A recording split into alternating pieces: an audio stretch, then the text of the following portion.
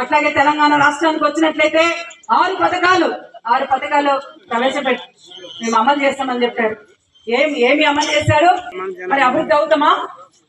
ఇవాళ అభివృద్ధి కాము. ఇవాళ తెలంగాణ రాష్ట్రంలో కావచ్చు, సూర్యాపేట జిల్లాలో చాలా మంది పేదలు, ఇల్లు లేనటువంటి పేదలు, వేలాది మంది పేదలు ఉన్నారు. మరి ఆ పేదలకు ఇల్లు కట్టించి ఇవ్వమని మనం అడుగుతా ఉంటుంటే మరి నువ్వు హుజూర్నగర్ ప్రాంతానికే మినిస్టర్ వా, లేకపోతే సూర్యాపేట జిల్లాకు మినిస్టర్ వా అని మేము అడుగుతా ఉన్నాం.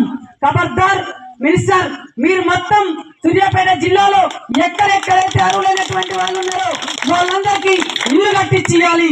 ఇల్లు కట్టించి ఇవ్వకపోతే మినిస్టర్ ఇంటిని, వాళ్ళ హౌస్ ని, అక్కడ ఉన్నటువంటి హౌస్ మనందరం ముట్టడి చేయాలి. ముట్టడి చేస్తేనే, ఎందుకంటే ఈ ప్రభుత్వాలు ప్లాస్టిక్ పువ్వు లాంటి వేరు చేస్తే కరిగిపోతుంది. అట్లా మన పోరాటాలు ఉండాలి తప్ప పైపైన చేస్తే, పైపైన మనం ఏదో కలెక్టర్ ఆఫీస్కి వచ్చి ధర్నా చేసి మెమోరాండాలు ఇచ్చి ఎవరి నెలకాలు పోతే మన సమస్యలు పరిష్కారం కావు. ఎన్నాళ్ళు అడుగుదాం? స్వాతంత్రం వచ్చి 78 సంవత్సరాలైంది, ఇంకా మాకు ఇల్లు లేవు, మాకు న్యాయమైనటువంటి వేతనం పెంచండి అని ఎన్నాళ్ళు అడగాలి? అడుక్కోవాలా?